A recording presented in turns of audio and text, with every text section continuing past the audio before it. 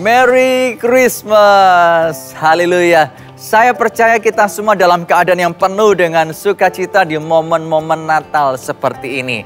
Dan jika sebentar lagi kita akan beribadah bersama-sama, mari kita persiapan hati. Namun sebelumnya kami terlebih dahulu ingin menyambut Anda yang baru pertama kali join dalam ibadah online bersama dengan kami Gereja Mawar Sharon Jabodetabek. Kami ingin mengucapkan welcome home. Selamat datang dan selamat bergabung. Saudara, yang disebut gereja adalah gedungnya, tetapi juga lebih dari gedung, kitanya, manusianya, saudara dan saya. Kita perlu bertumbuh dan di dalam komunitas yang sehat kita terhisap, tergabung, terhubung satu dengan yang lain. Di Gereja Mawar Sharon kami menyebut komunitas tersebut dengan nama Connect Group. Karena itu bagi Anda yang belum memiliki komunitas rohani untuk bertumbuh di dalam Tuhan, mari bergabung dengan kami. Mudah sekali caranya. Anda dapat menghubungi kami di nomor telepon yang tertera di layar dengan menyertakan nama Anda, usia, alamat domisili, serta nomor handphone yang aktif. Segera setelah kami menerimanya, kami akan menghubungi Anda dan menyediakan Connect Group, komunitas rohani untuk kita bertumbuh di dalam Tuhan. Hari ini kita juga mau menaikkan syukur kepadanya sebab kesempatan untuk memuliakan Tuhan dengan harta kita terbuka. Anda dapat mempersiapkan persembahan yang terbaik dengan segenap hati, memberi yang terbaik pula. Anda bisa mentransfer persembahan Anda ke nomor rekening yang tertera di layar. Tak berlama-lama lagi, mari kita bersatu di dalam doa untuk memulai ibadah kita. Bapa, kami bersyukur, suatu sukacita kami mendengar kabar baik Engkau hadir dalam kehidupan kami umat manusia. Siapa kami sehingga Engkau berkenan menerima kami. Karena itu kami buka hati kami, jadilah Raja di hidup kami hari ini dan seterusnya. Kami muliakan Engkau di dalam ibadah kami, di dalam nama Tuhan Yesus Kristus. Kami berdoa dan antusias. Haleluya. Amin. Selamat beribadah.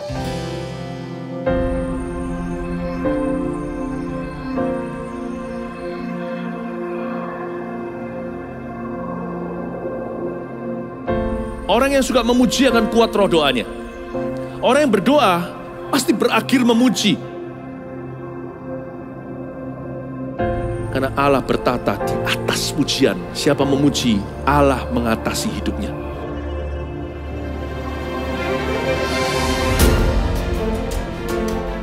The Year of Praise, tahun pujian menjadi sebuah petualangan yang tiada dua.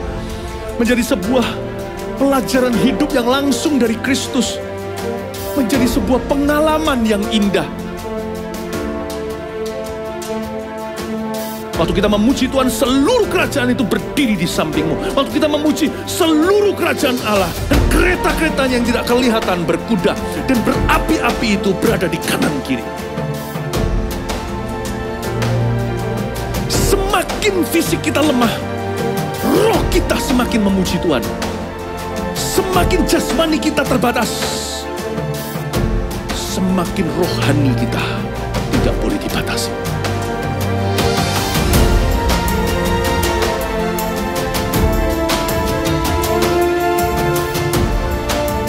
Welcome to the Year of Praise and Provision. Mari kita mengizinkan Tuhan merajut rancangan yang belum pernah kita bayangkan.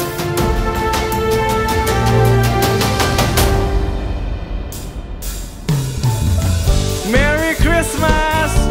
Boleh senggol kanan kiri, katakan Merry Christmas. Yo, dimana kita berada ya?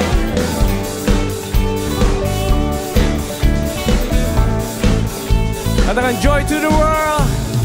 Joy to the world. The Lord is come. Let earth receive her King. Come on. Let every heart prepare Him room. And heaven and nature sing. And heaven and nature sing. And heaven and heaven and nature sing.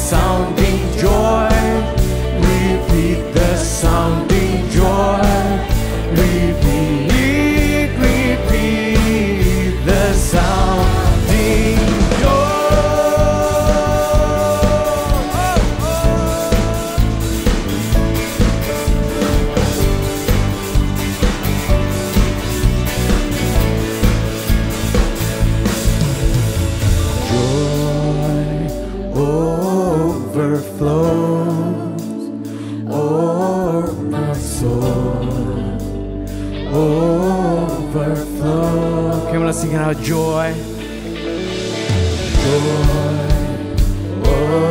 Overflows, oh my soul, overflows. Come on, let's sing it out. Joy overflows, oh my soul, overflows. Yeah.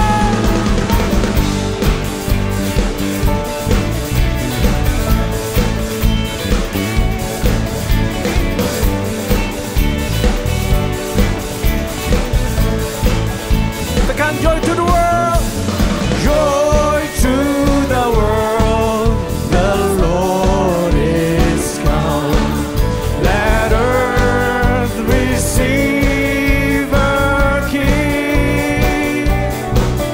Let every heart prepare Him room, and heaven and nature sing. And heaven and nature sing, and heaven and nature sing. Overflow, oh my soul, overflow. Sing joy, joy, overflow. Oh, my soul, overflow.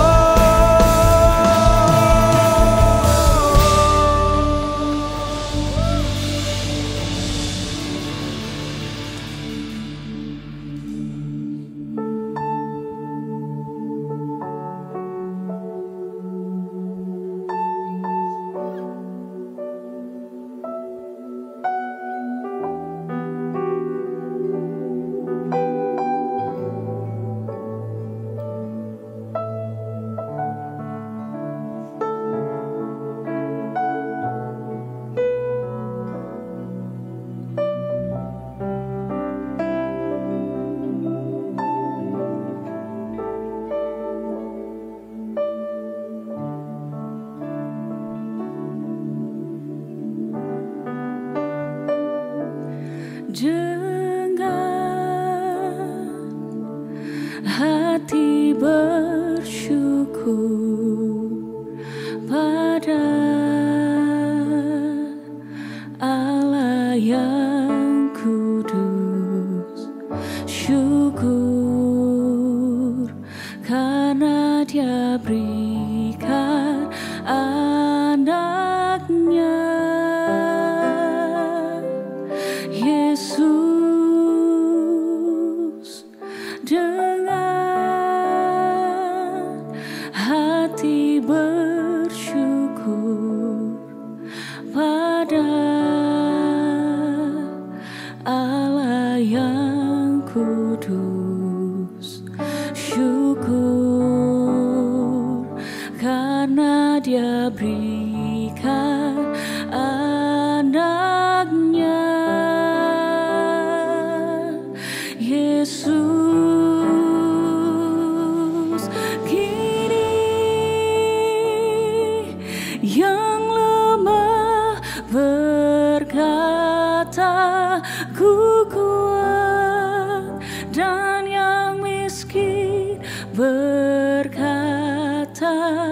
ku kaya, karena perbuatannya pada kita. Syukur,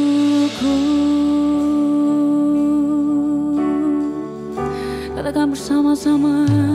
Dengan hati bersyukur pada Allah yang kudus, syukur karena Dia berikan anaknya Yesus. Dengan hati bersyukur dengan hati bersyukur pada Allah yang kudus. Kami bersyukur, syukur karena Dia berikan anaknya. Oh Yesus, Yesus, kita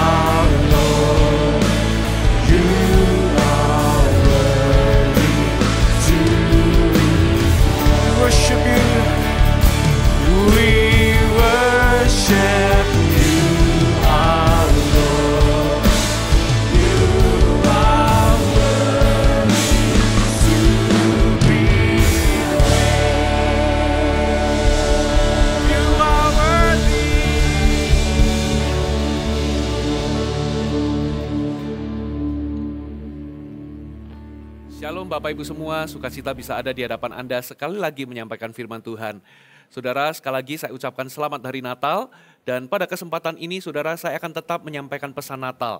Saya memberikan judul Jesus Is.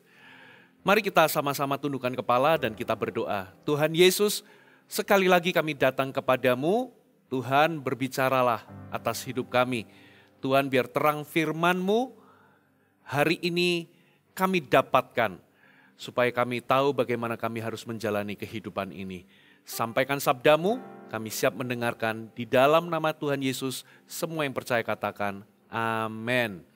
Seperti yang tadi saya katakan saudara, saya memberikan judul tema firman Tuhan pada hari ini, Jesus Is.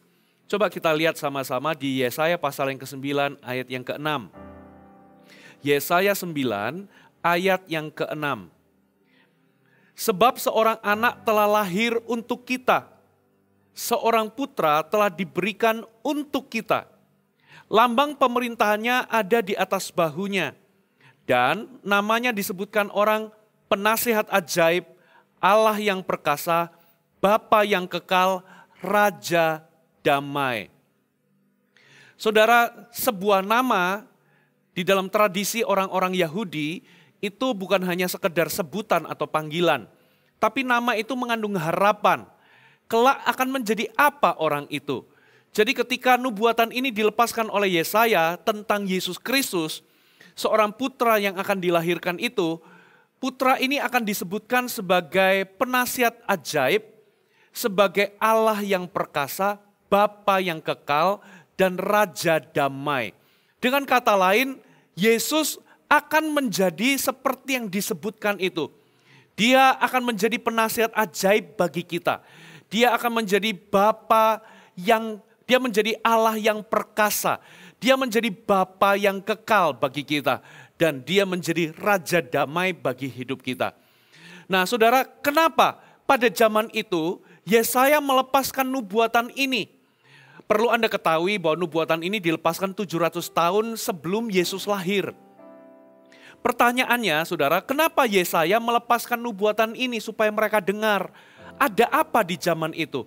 Kenapa Yesaya melepaskan nubuatan bahwa seorang putra akan lahir dan namanya akan disebut sebagai penasihat ajaib, Allah yang perkasa, Bapa yang kekal, dan Raja damai? Saudara, ternyata saudara di zaman itu, saudara, orang-orang Israel mengalami masa kegelapan. Kenapa mereka mengalami masa kegelapan? Yuk kita baca di Yesaya pasal yang ke-8 ayat 19 sampai 20. Dikatakan seperti ini. Dan apabila orang berkata kepada kamu, mintalah petunjuk kepada arwah dan roh-roh peramal yang berbisik-bisik dan komat kamit, maka jawablah, bukankah suatu bangsa patut meminta petunjuk kepada Allahnya? Atau haruskah mereka meminta petunjuk kepada orang-orang mati bagi orang-orang hidup? Carilah pengajaran dan kesaksian. Siapa yang tidak berbicara sesuai dengan perkataan itu, maka baginya tidak terbit fajar. Jadi ternyata orang-orang Israel di zaman itu, mereka itu kalau mau cari petunjuk hidup, mereka mencari kepada arwah-arwah, mereka mencari dukun-dukun, mereka mencari peramal-peramal, saudara. Itulah sebabnya Yesaya berkata, carilah pengajaran dan kesaksian. Bagi orang-orang yang tidak menuruti nasihat ini, atau tidak menuruti ajaran Tuhan dan kesaksian, baginya tidak terbit fajar. Dalam terjemahan yang lain itu bagi mereka tidak terbit fajar itu diartikan sebagai mereka tidak memiliki harapan. Saudara, jadi ada 4 hal yang terjadi saudara. Ternyata saudara, mereka itu membuka diri kepada dark counsel, membuka diri kepada nasihat-nasihat dari para peramal. Lalu yang kedua, saudara, mereka itu selain mengandalkan, jadi mereka itu tidak mengandalkan Tuhan, tapi mereka itu mengandalkan kuasa gelap. Kenapa, saudara, mereka mengandalkan kuasa gelap? Saudara, di zaman itu Raja Ahaz yang sedang berkuasa. Siapakah Raja Ahaz? Raja Ahaz ini menggantikan papanya sebagai Raja Yehuda itu pada usia 20 tahun. Dan selama 16 tahun dia memerintah di Yerusalem. Kita tahu bahwa bangsa Israel itu terpecah menjadi dua, kerajaan Israel dan kerajaan Yehuda. Nah, pada zaman itu, saudara, ketika di awal-awal pemerintahan Raja Ahaz ini diminta oleh Raja Israel yang bernama Pekah, dan Raja Syria yang bernama Rezin untuk bergabung melawan Asyur. Tapi yang terjadi adalah, saudara, Raja Ahaz atau Raja Yehuda ini menolaknya. Dan sebagai akibatnya akhirnya kerajaan Israel dan kerajaan Syria memerangi Israel. Dan mereka karena diperangi, mereka ada dalam keadaan terhimpit dan mengalami krisis. Dan apa yang terjadi? Bukannya dia itu percaya kepada Tuhan, tapi ia malah pergi kepada Asyur dan berkoalisi dengan Asyur. Nabi Yesaya sudah memperingatkan Raja Ahaz, saudara. Untuk apa, saudara? Memperingatkan supaya dia percaya kepada Tuhan dan tidak berharap kepada Asyur.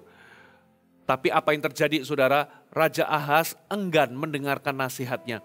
Bahkan sebetulnya Nabi Yesaya itu memberikan tantangan. Mintalah tanda supaya engkau tahu bahwa nubuatanku atau nasihatku ini benar. Mintalah tanda. Tapi ternyata Raja Ahaz menolak halus. Ia berkata, aku tidak mau mencobai Tuhan. Dia ngomong begitu itu bukan karena dia percaya kepada Tuhan, tapi karena dia sudah, saudara, menjalin kerjasama dengan Asyur. Dia sudah minta tolong kepada Asyur, saudara. Dengan kata lain, Raja Ahaz ini gak tertarik untuk berharap kepada Tuhan, tapi dia berharap kepada Asyur. Dan bukan hanya itu, Bapak Ibu, saudara, Raja Ahaz ini murtad di hadapan Tuhan. Ia menyembah berhala, bahkan ia mempersembahkan anaknya kepada dewa-dewa atau ilah-ilah asing. Dia bakar anaknya sendiri jadikan persembahan. Lalu dia menyerukan, saudara, kepada semua orang untuk menyembah ilah-ilah asing. Saudara, bahkan dia menggeser bait suci, menggeser persembahan kepada Allah yang hidup. Dia menggesernya menjadi penyembahan atau menjadi tempat persembahan kepada dewa-dewa atau ilah-ilahnya orang Asyur. Dan bukan hanya itu, saudara. Saudara, kalau Anda tahu di dalam bait suci itu ada perabot-perabot dari tembaga. Saudara, itu adalah perabot tembaga dari mesbah tembaga Salomo. Ternyata itu dijadikan tempat untuk meramal. Dengan kata lain, saudara, yang pertama, orang Israel itu terbuka kepada peramal. Membuka diri kepada peramal untuk mendapatkan petunjuk hidup. Itulah sebabnya Yesaya berkata bahwa Yesus ini, putra ini akan menjadi penasihat ajaib. Lalu yang kedua, orang-orang Israel itu tidak lagi mengandalkan Tuhan. Mereka mengandalkan kuasa gelap dan mengandalkan Asyur. Itulah sebabnya Yesaya memperkenalkan putra yang lahir nanti itu adalah Allah yang perkasa. Lalu yang ketiga, saudara, orang-orang Israel dalam kerajaan Yehuda pada hari itu, saudara, mereka itu orphan spiritnya, yatim piatu. Bahkan rajanya sendiri, Raja Ahaz itu sebagai ayah, dia berani korbankan anaknya sendiri untuk penyembahan, persembahan kepada dewa, saudara. Dengan kata lain, ini orphan spirit. Itulah sebabnya Yesaya memperkenalkan bahwa seorang putra yang lahir, dia akan menjadi bapa yang kekal. Saudara, dan yang terakhir, karena kondisi ini, saudara, karena bangsa Israel ini berdosa di hadapan Tuhan, menyembah berhala, tidak mengakui Tuhan, tidak berharap kepada Tuhan, saudara. Orang-orang Israel, singkat cerita, mereka itu mengalami peperangan demi peperangan. Tuhan kirimkan bangsa-bangsa lain untuk mendisiplin Israel. Sehingga apa yang terjadi? Tidak ada lagi kedamaian. Yang ada hanyalah peperangan demi peperangan. Itulah sebabnya Yesaya memperkenalkan seorang putra yang akan lahir ini akan disebut sebagai Raja Damai. Saudara. Nah, coba kita lihat Yesaya 8 ayat 21 sampai 22. Ini yang terjadi. saudara, di zaman itu. Setelah mereka itu menyembah berhala di ayat 21 dan 22 dikatakan mereka akan lalu lalang di negeri itu melarat dan lapar. Dan apabila mereka lapar, mereka akan gusar dan akan mengutuk rajanya dan Allahnya. Mereka akan menengadah ke langit dan akan melihat ke bumi. Dan sesungguhnya hanya kesesakan dan kegelapan, kesuraman yang mengimpit. Dan mereka akan dibuang ke dalam kabut atau kekelaman. Inilah kondisinya. Ketika mereka menyembah berhala, mereka mencari peramal, mereka mencari arwah untuk mendapatkan petunjuk hidup. Dikatakan ini membuat kondisi mereka menjadi kelaparan. Lalu mereka itu kalau mereka melihat ke langit ataupun mereka melihat ke bumi, mereka hanya melihat kesesakan, kesuraman, kegelapan dan mereka itu dibuang ke dalam kelam, dibuang ke dalam kabut. Hanya kegelapan, kesuraman, kesesakan, saudara, itulah yang mereka dapatkan.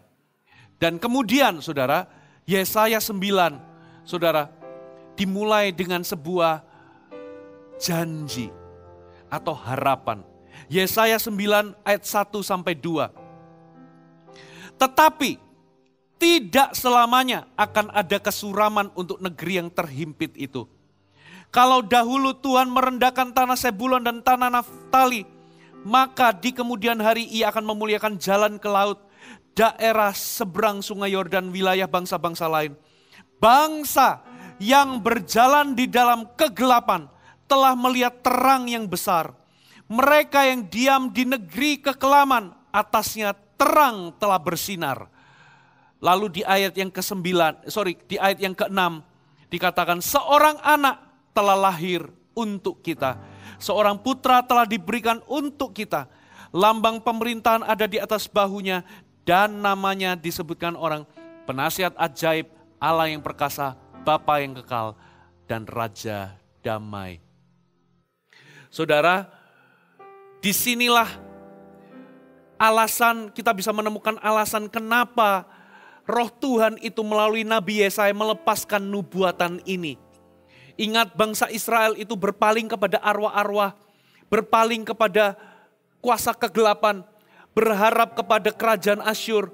Mereka menyembah berhala, bahkan rajanya mempersembahkan anaknya sendiri, mengorbankan anaknya sendiri. Dan apa yang mereka jumpai sampai hari ini mereka gak mengalami kedamaian. Mereka perang terus, mereka mengalami kelaparan. Kemana-mana mereka pergi mereka hanya mendapatkan kegelapan, kesuraman, saudara, kesesakan. Lalu pasal 8 ditutup. Dimulai pasal 9 dikatakan tetapi tidak selamanya akan ada kesuraman untuk negeri yang terhimpit itu. Bangsa yang berjalan dalam kegelapan akan melihat terang yang besar. Saudara, mereka yang diam di negeri kekelaman akan terbit. Di atasnya terang telah bersinar. Saudara, karena apa? Seorang anak, seorang putra akan lahir, saudara. Dan nubuatan ini, saudara, dikutip oleh Matius. Di Matius pasal yang keempat ayat 12 sampai 17. Dikatakan begini, tetapi waktu Yesus mendengar bahwa Yohanes telah ditangkap, menyingkirlah ia ke Galilea. Ia meninggalkan Nazaret dan diam di Kapernaum, di tepi danau, di daerah Sebulon dan Naftali. Supaya genaplah firman yang disampaikan oleh Nabi Yesaya. Tanah Sebulon dan tanah Naftali jalan ke laut, daerah seberang sungai Yordan Galilea, wilayah bangsa-bangsa lain. Bangsa yang diam dalam kegelapan telah melihat terang yang besar. Bagi mereka yang diam di negeri dinaungi maut telah terbit terang. Sejak waktu itulah Yesus memberitakan, bertobatlah sebab kerajaan sorga sudah dekat. Inilah yang menjadi alasan kenapa 700 tahun sebelum Yesus lahir, Yesaya melepaskan nubuatan ini. Nubuatan kepada bangsa yang terhimpit, bangsa yang mengalami kegelapan, bangsa yang mengalami kesuraman, bangsa yang mengalami kesesakan. Supaya apa, saudara? Kenapa nubuatan ini dilepaskan? Dikatakan begini, bangsa yang selama ini berjalan dalam kegelapan akan melihat terang yang besar. Bangsa yang selama ini berada diam di negeri kekelaman, atasnya terang telah terbit. Ini alasannya, saudara. Supaya kegelapan dan kematian tidak menjadi kata-kata final dalam cerita kehidupan mereka. Kenapa nubuatan ini dilepaskan oleh Yesaya? Seorang putra akan lahir, namanya akan disebut penasihat ajaib, Allah yang perkasa, Bapa yang kekal, Raja damai. Supaya bangsa, supaya orang-orang yang selama ini hidup dalam kegelapan, hidup dalam himpitan, dalam kesesakan, supaya mereka yang betul-betul hidup di dalam, saudara, kekelaman, kegelapan dan kematian itu tidak lagi menjadi kata-kata final. Katakan amin. Sama dengan kehidupan kita, Bapak Ibu. Kita melewati masa pandemi. Setiap kita ini punya masa kegelapan kita sendiri. Apa masa kegelapan bagi kita? Mungkinkah hari ini, saudara, Anda berpaling daripada Tuhan, Anda menjauh daripada Tuhan, Anda hidup dalam dosa. Saudara, kenapa nubuatan ini dilepaskan? Seorang anak akan lahir supaya Anda yang hidup di dalam kegelapan, kegelapan itu tidak menjadi kata final dalam cerita kehidupan Anda. Anda bisa mengalami kebebasan, Anda bisa hidup di dalam terang. Mungkin kegelapan yang Anda alami adalah Anda di masa-masa pandemi, Anda mengalami kesulitan demi kesulitan. Anda mengalami krisis ekonomi, Anda mengalami kebangkrutan, Anda mengharapkan mujizat dan terobosan yang Anda nantikan, tapi itu nggak kunjung tiba. Saudara, kenapa nubuatan ini dilepaskan? Supaya Anda yang mengalami kegelapan ini, kegelapan tidak menjadi kata-kata final dalam hidup Anda. Mungkinkah kegelapan yang Anda alami adalah ini masalah rumah tangga? Bisa jadi di Natal kali ini, saudara, Anda mengalami badai di dalam rumah tangga. Saudara, Anda mungkin mendapati bahwa pasangan Anda mengkhianati Anda. Bahkan mungkin hari ini Anda sedang mengurus perceraian yang sebetulnya itu Anda tidak kehendaki.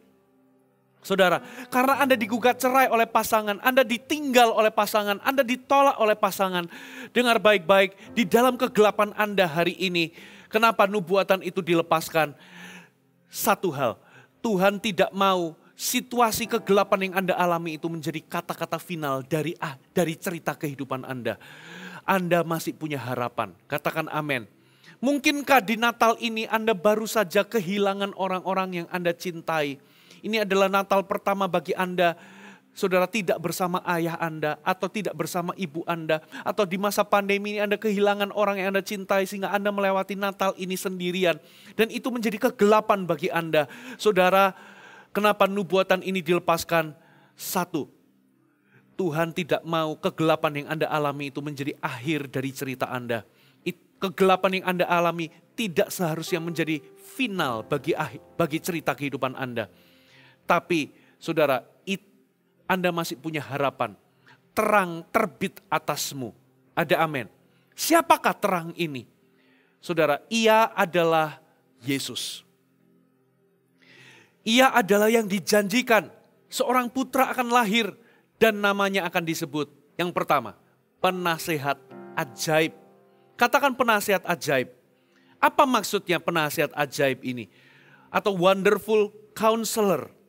Saudara, kata wonderful ini berasal dari bahasa asli Pele.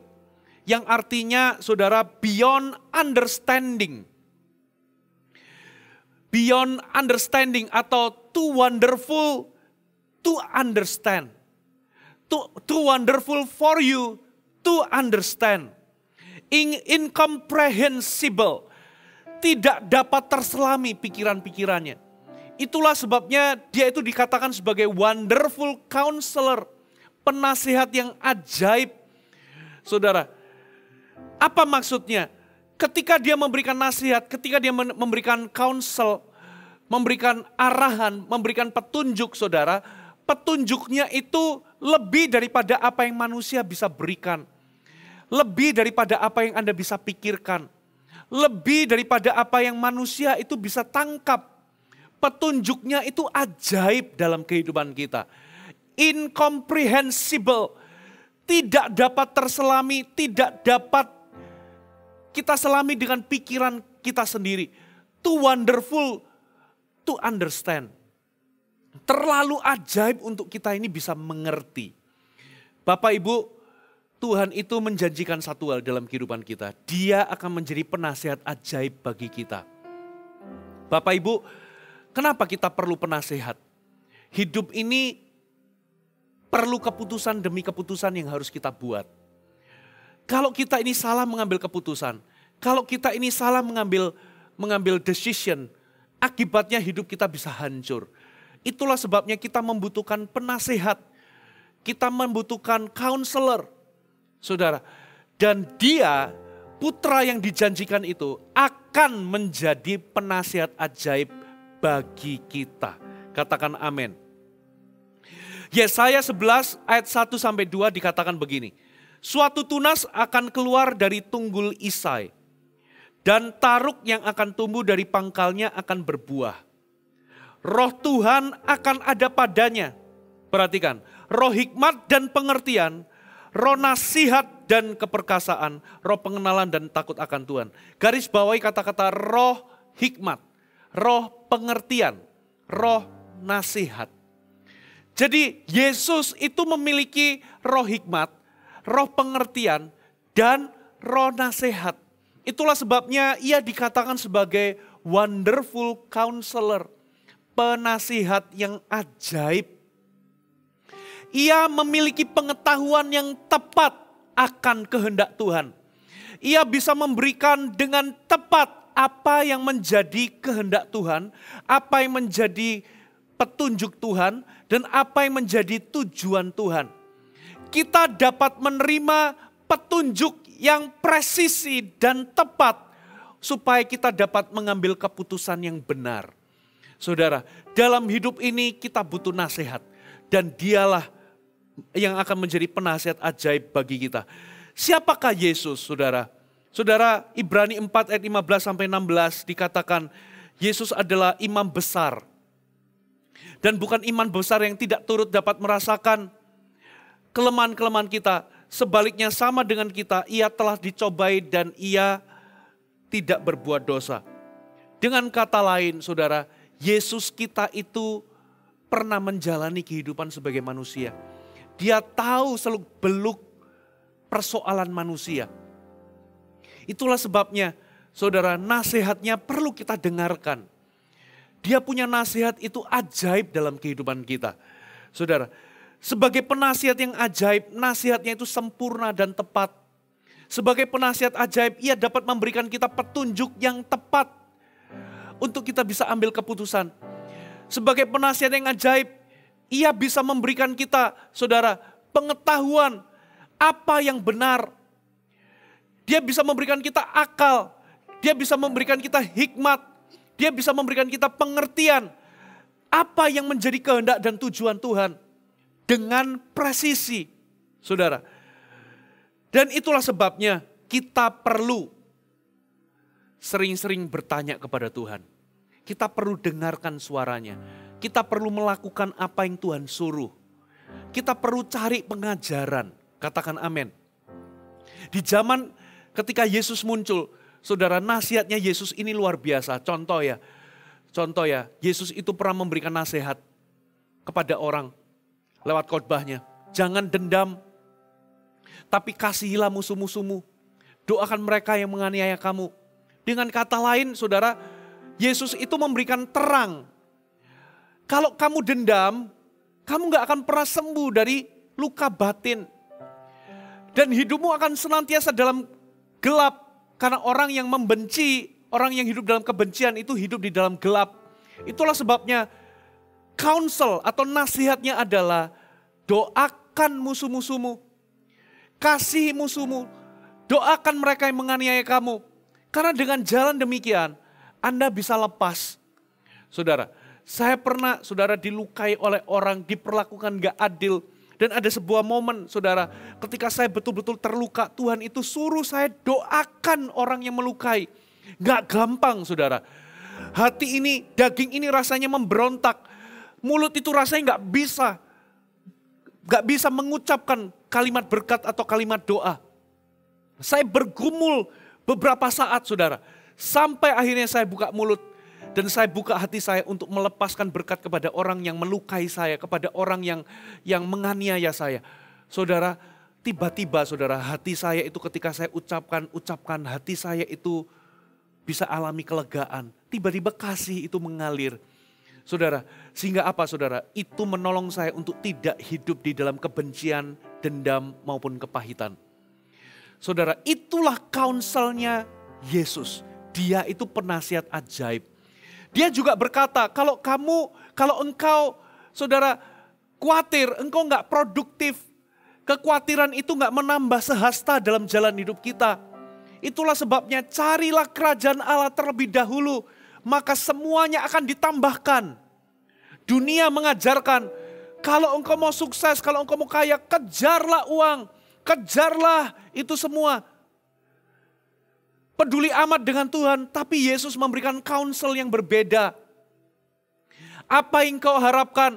Makan, minum, pakai itu dicari oleh bangsa-bangsa yang gak kenal Tuhan. Dan gak akan ada ujungnya. Tapi Yesus memberikan counsel, cari dulu kerajaan sorga dan kebenarannya. Semuanya akan ditambahkan. Tuhan ngomong tentang prioritas hidup. Karena hidup kita akan mengarah ke dalam kegelapan kalau kita ini salah prioritas. Kalau kita kejar apa yang kita mau makan, minum, dan pakai, kita akan mengarah kepada kegelapan. Tapi kalau engkau mendahulukan mencari kerajaan surga dan kebenaran yang terlebih dahulu, semuanya itu akan menjadi ekor, akan mengejarmu, akan ditambahkan dalam hidupmu. Saudara, itulah God's counsel. Itu berbeda dengan pikiran dunia, berbeda dengan dukun-dukun, peramal-peramal, saudara. Kita perlu tanya sama Tuhan. Kita perlu dengar suara Tuhan. Kita perlu lakukan apa yang Tuhan katakan. Kita perlu cari pengajaran. Sayangnya begini, kita ini merasa bahwa, oh Tuhan itu gak ngerti persoalanku. Tuhan itu gak mengerti persoalan sehari-hariku, persoalan bisnisku, usahaku. Saudara, satu kali saya itu pernah mendengar seseorang bersaksi, saudara. Ada seseorang, dia itu buka usaha depot, saudara. Lalu dia ditinggal sama kokinya, sama juru masaknya. Dan dia gak bisa masak. Saudara, dia coba masak, hasilnya malah aneh, saudara. Satu kali dia berdoa, lalu Tuhan itu kasih hikmat kepada dia, kasih akal. Kasih bumbu ini terlebih dahulu sebelum kasih bumbu yang lain. Kasih ini. Singkat cerita, masakannya itu bisa jadi enak. Dia cerita, Tuhan yang kasih saya anjuran. Kira-kira apa yang dimasukkan dulu supaya rasanya bisa jadi beda. Dan depotnya jadi ramenya luar biasa. Lihat, Tuhan itu juga ngerti masalah masakan, saudara. Saya kenal sama seorang pengusaha trafo. Saudara, apa yang terjadi, saudara? Saya dengar dia cerita di masa pandemi ini, saudara. Perusahaannya itu survive dan bahkan, saudara, perusahaannya ini bisa semakin berkembang. Gara-gara apa, saudara? Tuhan itu kasih akal, Tuhan itu kasih hikmat. Satu momen Tuhan itu kasih akal. Ya, kamu harus produksi lempengan besi yang tipis itu sendiri.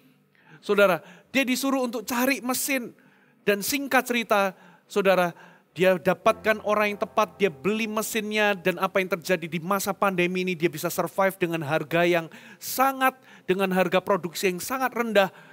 Di mana-mana orang lagi sulit cari bahan baku, dia bisa produksi sendiri. Saudara, lihat, Tuhan itu punya counsel, itu sangat tepat, saudara. Saya pernah ketemu sama pengusaha ikan. Dia ngomong di masa pandemi ini, Tuhan itu memberikan hikmat untuk dia tutup beberapa cold storage yang ada di beberapa daerah. Dan dia fokus sama 1-2 saja. Dan akibatnya apa? Karena dia melakukan strategi yang cukup perubahan yang besar, dia harus tutup beberapa lokasi dan fokus sama satu titik, saudara.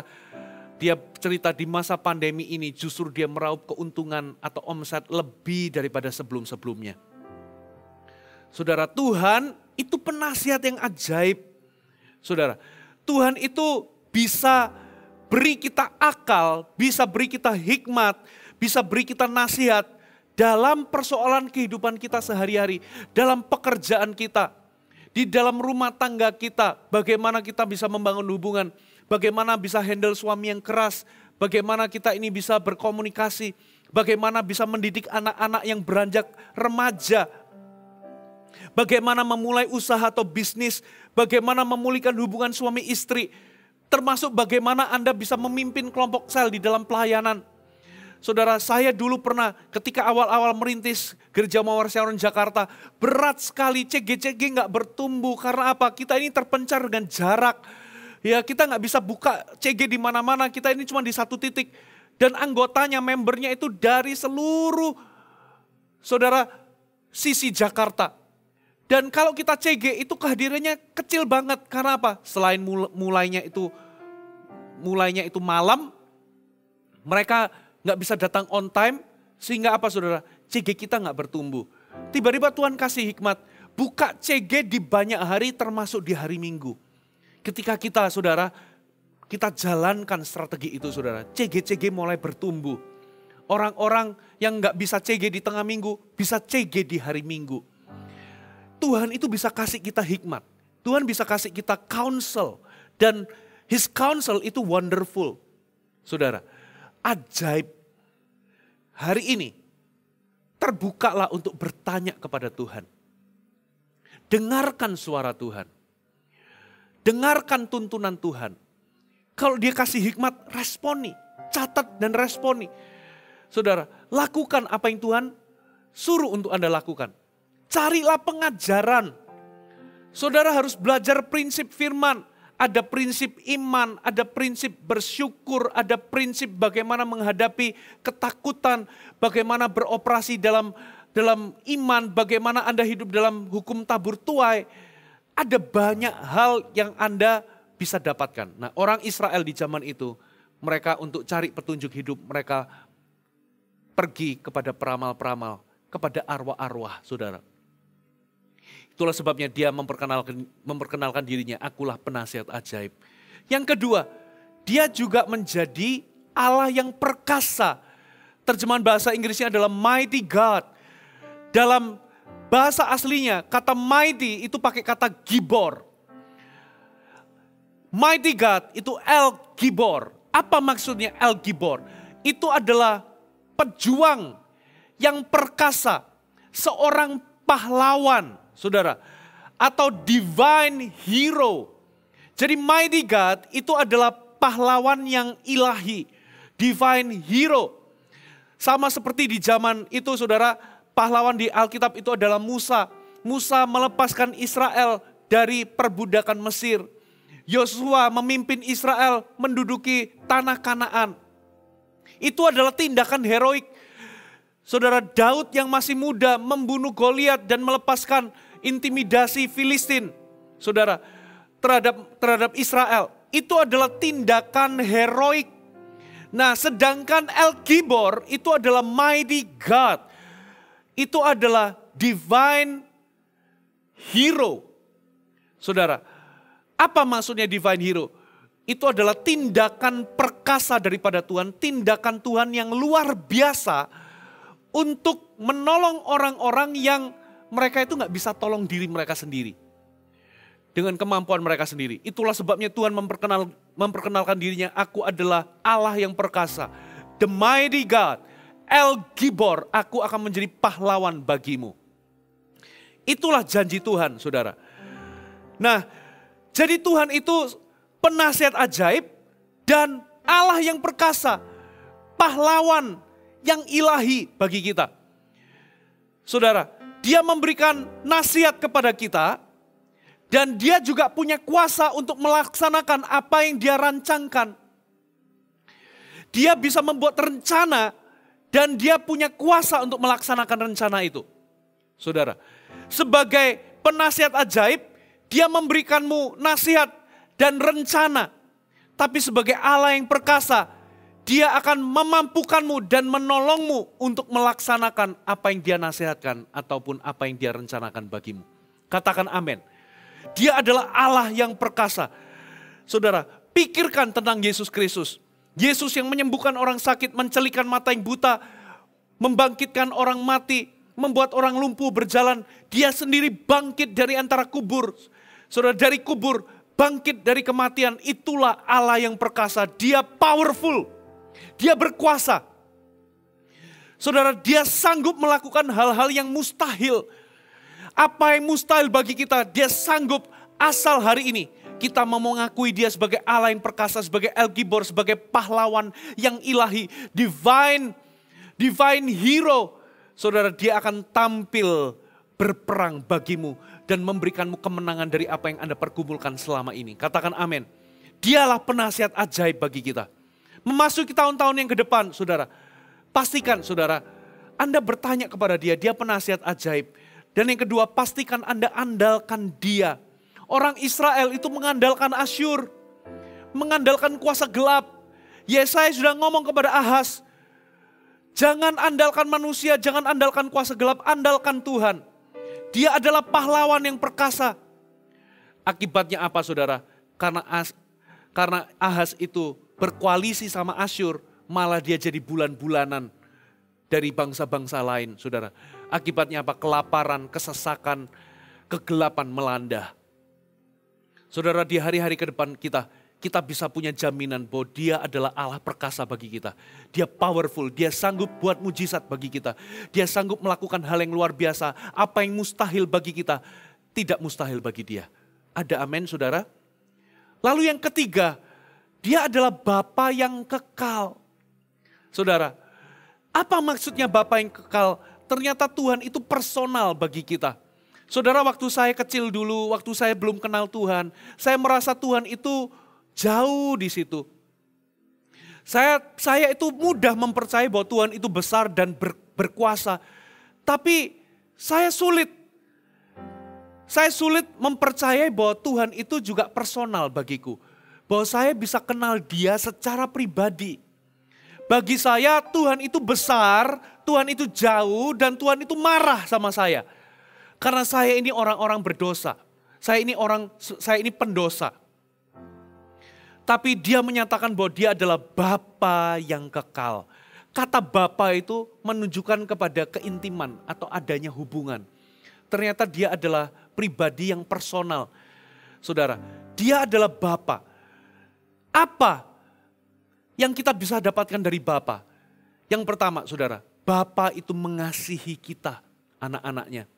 Saudara, nggak ada satu hal pun yang dapat menghentikan kasih Bapa terhadap kita. Dia ini nggak pernah bisa dihentikan di dalam mengasihi kita. Tidak ada hal yang dapat kita lakukan atau tidak dapat kita lakukan yang dapat menghentikan kasihnya kepada kita. Dia mengasihi kita, katakan amin. Bahkan lebih jauh dia mengasihi kita, dia itu tertarik sama kita. Dia menyukai kita, dia itu suka sama kita. Dia itu suka menghabiskan waktu dengan kita. Seorang Bapa itu akan mengasihi anak-anaknya. Saudara, Anda harus tahu bahwa Bapa menyukaimu. Bapa tertarik kepadamu. Bapa itu senang bersekutu dan meluangkan waktu, menghabiskan waktu denganmu. Ada amin? Dia bukan hanya Bapa yang Allah yang perkasa, yang jauh, tapi dia itu dekat, dia itu personal. Dia merindukan hubungan dengan kita. Dia merindukan hubungan kasih dan personal dengan kita. Dia tertarik dengan kita. Ada amin? Selain itu, Bapa itu akan menjaga dan melindungi kita. Saudara, kita ini disebut sebagai anaknya. Kita hari ini gak lagi orphan spirit. Kita gak menjadi yatim piatu. Karena kita punya Bapa yang melindungi dan menjaga kita dari segala yang jahat. Saudara, orang-orang Israel lupa akan hal itu. Dia cari pertolongan bangsa lain. Dia menyembah ilah-ilah yang bukan Bapa bagi mereka. Bahkan kenyataannya, Ahaz sebagai Bapa itu rela membunuh anaknya sendiri supaya dipersembahkan kepada ilah-ilah asing. Saudara, itulah sebabnya bangsa Israel itu fatherless atau orphan. Tapi Tuhan memperkenalkan dirinya sebagai Bapa yang kekal. Kasihnya kekal. Dia Bapa yang kekal bukan untuk kurun waktu yang sementara, tapi kekal selama-lamanya. Katakan amin. Dia melindungi kita daripada yang jahat. Selain itu, Bapa memelihara hidup kita. Saudara, sebagai Bapa, dia bertanggung jawab untuk mencukupi dan memenuhi semua kebutuhan kita. Kalau kita ini punya Bapa, kita punya masa depan, katakan amin. Sebab itu jangan khawatir. Anda nggak perlu cerita ke banyak orang apapun yang Anda butuhkan. Karena apa? Matius 6 berkata, saudara, Bapamu tahu apa yang kau butuhkan. Katakan amin. Bapa kita tahu apa yang kita butuhkan dan dia bertanggung jawab, cukup bertanggung jawab untuk mencukupi semua kebutuhan kita. Ada amin.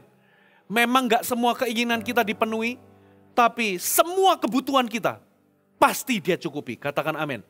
Bahkan lebih dari itu sebagai Bapa, dia juga bisa loh memberikan kejutan kepada kita. Kejutan itu apa saudara? Bisa jadi dia ini meluluskan apa yang kita inginkan sebagai kejutan bagi kita. Bahkan apa yang kita nggak pikirkan pun dia juga bisa memberikannya kepada kita. Katakan amin. Dan yang terakhir sebagai Bapa, dia juga Bapa yang mendidik kita. Dia nggak pernah memanjakan kita.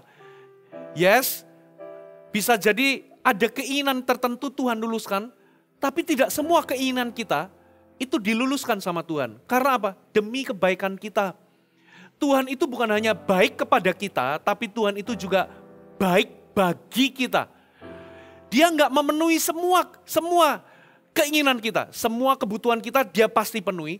Tapi dia nggak memenuhi semua keinginan kita. Karena apa? Dia baik bagi kita. Kalau semuanya diluluskan bisa jadi kita rusak. Dia ingin mendidik kita karena cintanya kepada kita. Kita punya Bapa yang kekal, saudara. Kita nggak yatim piatu. Kita nggak akan dibiarkan sendiri. Dia Bapa yang baik. Kalau kita punya Bapa, kita sebagai anak, kita punya masa depan. Nggak peduli apapun yang menimpa kita, kondisi dunia seperti apa. Kalau kita ini punya Bapa, kita punya masa depan. Kita punya harapan. Yang terakhir saudara, dia memperkenalkan dirinya sebagai apa? Raja damai. Ingat bangsa Israel, mereka itu berkoalisi sama Asyur, bukannya damai yang didapat, malah perang terus menerus. Bangsa-bangsa lain dikirim sama Tuhan untuk apa saudara? Memerangi kerajaan Yehuda. Karena apa? Mereka sudah menyembah berhala. Mereka berdosa kepada Tuhan. Tuhan mendisiplin mereka. Yang terjadi adalah saudara, nasihatnya Ahaz ini membuka diri, membuka Yehuda kepada peperangan demi peperangan. Sehingga nggak ada damai. Yang ada hanyalah kesuraman, kegelapan, kelaparan, perang terus. Tidak ada damai. Itulah sebabnya dia memperkenalkan dirinya sebagai Raja Damai. Prince of Peace. Raja itu bicara tentang otoritas, kepemimpinan atau sebuah pemerintahan. Dengan kata lain, kalau kita hidup di bawah kepemimpinannya, kita akan dibawa kepada damai. Ada amin. Saudara, hidup di masa sekarang ini sepertinya kayaknya nggak mungkin untuk kita ini nggak merasa takut. Sulit untuk kita ini nggak takut, saudara. Karena hari-hari itu sepertinya musibah, pandemi, krisis itu bisa bertubi-tubi terjadi di zaman-zaman ini, saudara. Itulah sebabnya orang itu mencari damai. Banyak orang ketakutan, banyak orang galau, banyak orang khawatir. Banyak orang, saudara, menghadapi hari esok itu dengan kegentaran. Tapi dengar baik-baik, dia memperkenalkan dirinya sebagai Raja Damai. Apa yang dia tawarkan kepada kita, saudara? Peace, kedamaian. Ada 3 dimensi damai yang Tuhan itu bisa berikan kepada kita. Yang pertama adalah dimensi vertikal, yaitu peace with God. Damai dengan Tuhan. Hari ini, saudara, celakalah kalau Anda masih berseteru dengan Tuhan. Anda masih menjadi musuh Tuhan karena dosa. Tuhan sudah membuka jalan perdamaian dengan cara apa saudara? Mengirim anaknya yang tunggal Yesus Kristus mati bagi kita di atas kayu salib. Darahnya tercurah. Terbukalah jalan untuk kita bisa diperdamaikan dengan Allah melalui pengorbanan Kristus. Jadi hari ini, kalau Anda belum damai dengan Tuhan, saudara, Anda nggak akan mengalami damai di dunia ini. Karena Anda berseteru dengan penguasa, dengan pencipta. Tapi kabar baiknya Yesus telah mati, saudara, supaya kita ini bisa diperdamaikan dengan Allah. Yang kedua adalah dimensi internal.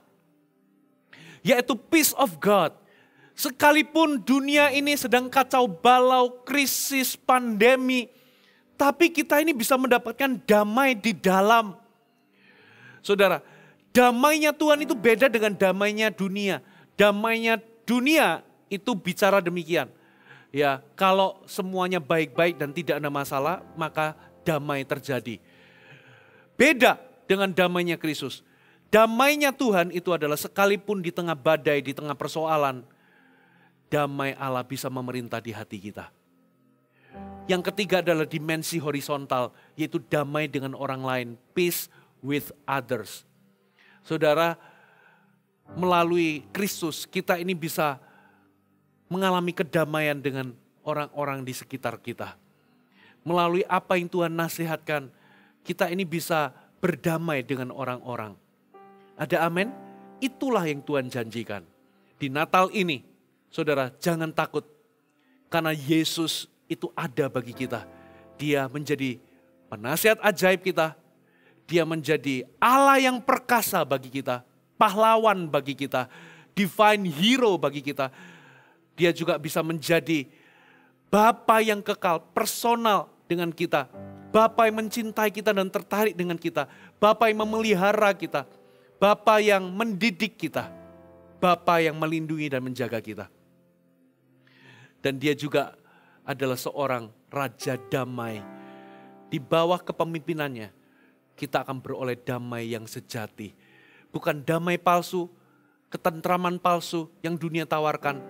Saudara, Anda gak perlu lari kepada mabuk-mabukan, obat-obatan terlarang. Saudara, kepada kesenangan duniawi. Mereka hanya menawarkan kedamaian yang palsu. Tapi damai yang sejati hanya kita dapatkan daripada Yesus. Damai dengan Tuhan, damai di dalam, damai dengan sesama. Tutup Alkitab kita, kita datang di hadapan Tuhan. Haleluya.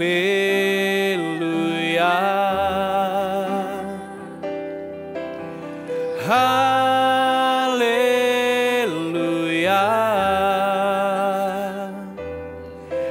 Bagi anak domba yang duduk di tahta. Haleluya. Haleluya. Oh, haleluya.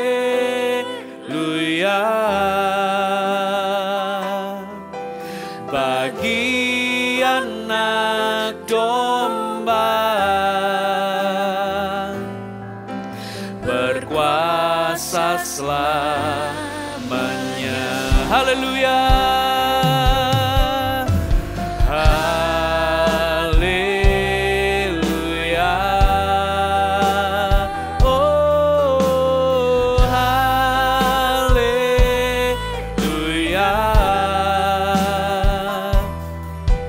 Bagi anak domba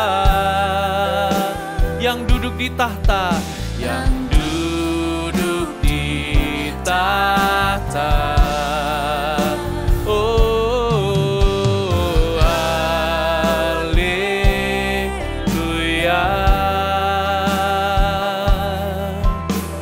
Haleluya. Oh, bagi anak domba berkuasa, berkuasa selamanya. Di momen Natal ini, satu pesan yang saya mau berikan kepada Anda adalah, di tengah masa-masa kegelapanmu, kegelapan itu tidak akan menjadi akhir dari cerita kehidupanmu. Sebab seorang putra diberikan kepadamu. Anda akan melihat terang yang besar. Anda punya harapan untuk melanjutkan hidup. Sebab seorang anak ini, putra ini akan disebutkan penasihat yang ajaib. Dia akan menjadi Allah yang perkasa, pahlawan bagimu. Dia juga menjadi Bapa yang kekal. Dia menjadi sumber penyedia, penjaga, pelindung. Dia menjadi Bapa yang mengasihi. Saudara, dan dia juga menjadi Raja damai. Di tengah situasi kondisi dunia yang tidak menentu, Anda tidak seharusnya hidup dalam ketakutan. Ketakutan tidak seharusnya menguasai kehidupanmu. Sebab Anda memiliki Raja damai. Dia akan memimpinmu damai kepada Tuhan. Damai di dalam hati di tengah persoalan. Juga damai dengan sesama. Inilah Kristus bagi kita.